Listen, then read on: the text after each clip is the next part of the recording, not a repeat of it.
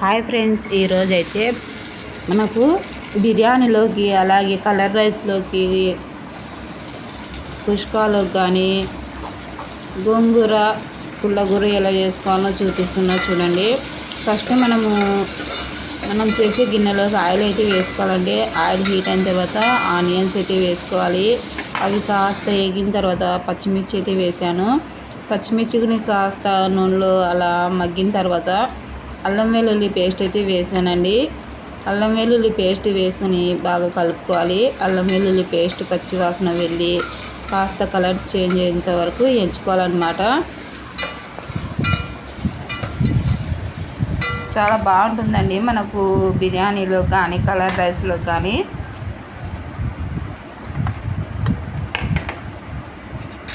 ఇలా బాగా మనము అల్లం వెల్లుల్లి పేస్ట్ వేగిన తర్వాత టమాటా ముక్కలు అయితే వేసానండి. ఒక 3 టమాటా పళ్ళు అయితే ముక్కలు కట్ చేసి వేసాను చూడండి. ఇలా బాగా కలుపుకోవాలండి. ఇప్పుడు టమాటాలని కాస్త మగ్గేంత వరకు కలుపుకోవాలన్నమాట.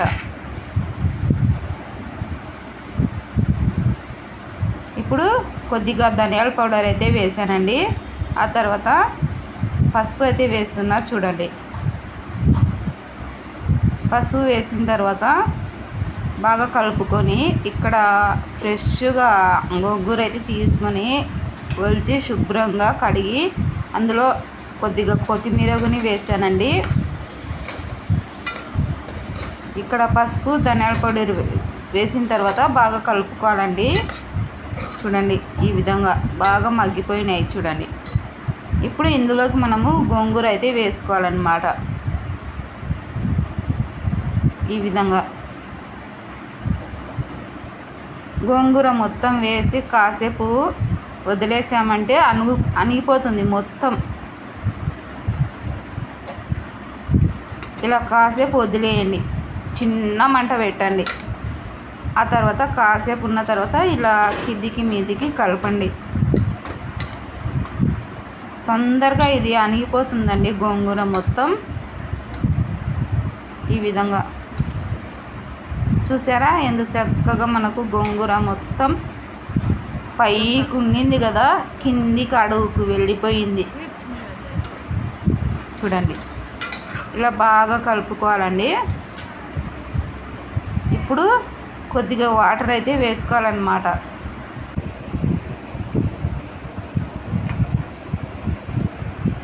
ఇదిగోండి, ఇలా కొద్దిగా ఎక్కువ లేకుండా కొద్దిగా వాటర్ అయితే వేసుకోవాలండి. 2 నీళ్ళు అయితే వేసుకోవాలన్నమాట. నీళ్ళు వేసుకొని ఇంకా ఒక 2 విజిల్స్ పెట్టేసామంటే సరిపోతుంది. ఇదిగోండి, చక్కగా మనకు గోంగూర ఉడికిపోయిందండి. ఇంకా మెత్తగా మనము ఎనుపుకున్నామంటే ఇంకా మనకు గోంగూర అనేది రెడీ అయిపోతుంది.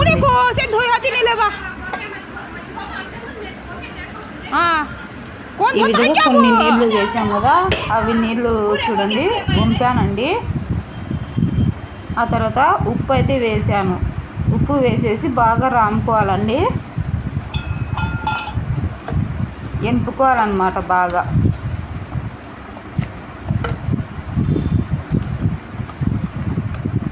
ఇలా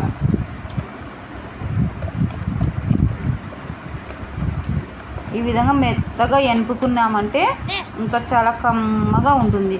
ఇప్పుడు ఈ వాటర్ ఉన్న గిన్నెలోకి అయితే తీసేస్తున్నా చూడండి. ఇదిగోండి, చాలా చక్కగా మనకు వచ్చేసింది గోంగూర పుల్లగూర అన్నమాట. ఇప్పుడు నేనైతే దమ్ బిర్యానీ చేశానండి. చికెన్ దమ్ బిర్యానీ చేశాను. అందులోకి గోంగూర అనేది చేశాను అనమాట. చాలా అంటే చాలా బాగుంటుంది. టేస్ట్ అయితే సూపర్గా ఉంటుంది. మీరు ట్రై చేయండి. వీడియో నచ్చితే లైక్ చేసి షేర్ చేసి సబ్స్క్రైబ్ చేసుకుని ఫాలో అవ్వండి. మీ ఫ్యామిలీ ఫ్రెండ్స్తో షేర్ చేయండి.